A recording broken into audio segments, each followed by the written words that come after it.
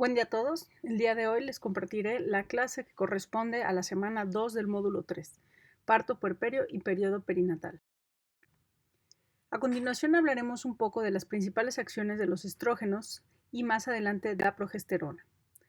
Recordemos un poco acerca de la biosíntesis y metabolismo de los estrógenos. Los estrógenos naturales son 17 beta-estradiol, estrona y estriol. Son esteroides C18, es decir, de 18 carbonos en su estructura, cuyo precursor recordemos que es el colesterol. Son secretadas principalmente por las células de la granulosa de los folículos ováricos, el cuerpo lúteo y la placenta. Su biosíntesis va a depender de la enzima aromatasa, CYP19, que convierte la testosterona en estradiol y la androstenediona en estrona. Las células de la teca interna van a tener muchos receptores de la LH y esta LH va a actuar a través de AMP cíclico para aumentar la conversión del colesterol en androstenediona. Las células de la teca interna tienen muchos receptores de hormona luteinizante, LH, y esta hormona va a actuar, como mencioné, a través del AMP cíclico para aumentar la conversión del colesterol en androstenediona. Entonces, las células de la teca interna suministrarán androstenediona a las células de la granulosa. Las células de la granulosa producirán estradiol cuando se les proporcionan andrógenos. Las células de la granulosa tienen muchos receptores de FSH y esta FSH facilita su secreción de estradiol actuando a través del AMP cíclico para aumentar su actividad aromatasa. Las células maduras de la granulosa también adquieren receptores de LH y esta LH también estimula la producción de estradiol. El 2% del estradiol circulante está libre y el resto se une a proteínas, generalmente un 60% a albúmina y 38% a la misma globulina fijadora de esteroides gonadales, GBG, que se une a la testosterona. En el hígado, el estradiol, la estrona y el estriol se convierten en conjugados de glucurónido y sulfato. A continuación, hablaremos un poco de los efectos de los estrógenos en los genitales femeninos. Los estrógenos van a facilitar el crecimiento de los folículos ováricos y aumentan la motilidad de las trompas de falopio. Su papel en los cambios cíclicos en el endometrio, el cuello uterino y la vagina los describiremos a continuación. En el útero va a aumentar el flujo sanguíneo y también tener efectos importantes sobre el músculo liso del útero. Los estrógenos aumentan la cantidad de músculo uterino y su contenido de proteínas contráctiles. Bajo la influencia de los estrógenos, el músculo se vuelve más activo y excitable, y los potenciales de acción en las fibras individuales se vuelven más frecuentes. El útero también es más sensible a la oxitocina. El tratamiento crónico con estrógenos va a provocar la hipertrofia del endometrio. Cuando se suspende la terapia con estrógenos, se produce un desprendimiento con hemorragia por privación. Es posible que se produzca algún sangrado intercurrente durante el tratamiento cuando se administran estrógenos durante periodos prolongados. La exposición prolongada al estrógeno solo, sin oposición a la progesterona, se ha indicado como un factor de riesgo en el desarrollo de cáncer de endometrio. Los estrógenos hacen que el moco del cérvix sea más delgado y alcalino, cambios que promueven la supervivencia y el transporte de los espermatozoides. En el caso de la vagina, bajo la influencia de los estrógenos, el epitelio vaginal se cornifica y se pueden identificar células epiteliales cornificadas en el frotis vaginal. Bajo la influencia de la progesterona se secreta un moco espeso y el epitelio prolifera y se infiltra con leucocitos.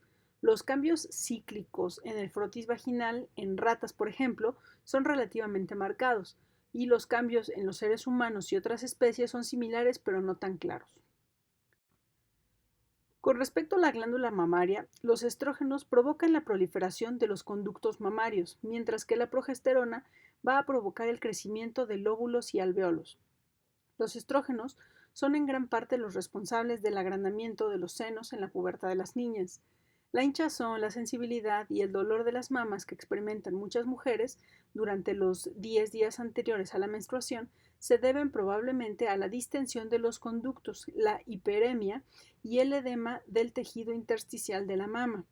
Todos estos cambios retroceden junto con los síntomas durante la menstruación.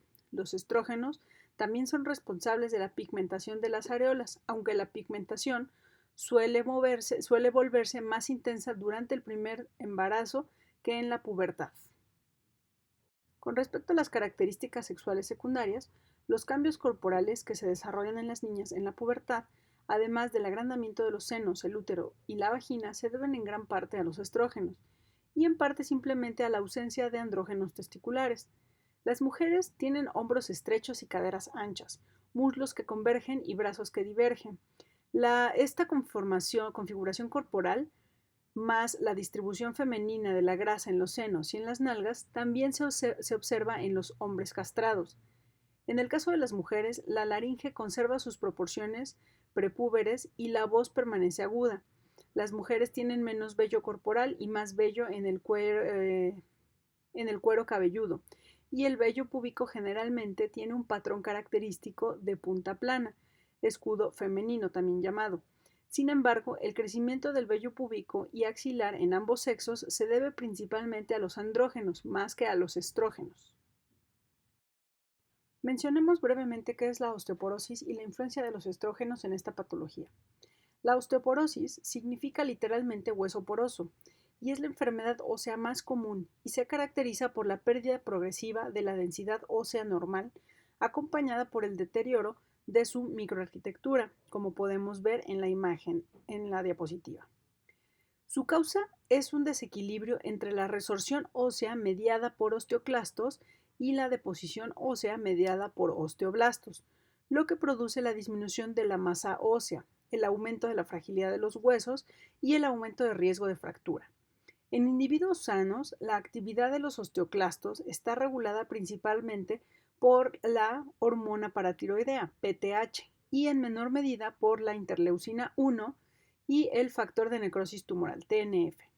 La diferenciación de precursores de osteoclastos, se encuentra bajo la influencia del factor estimulante de macrófagos, MCSF, y la interleucina 6.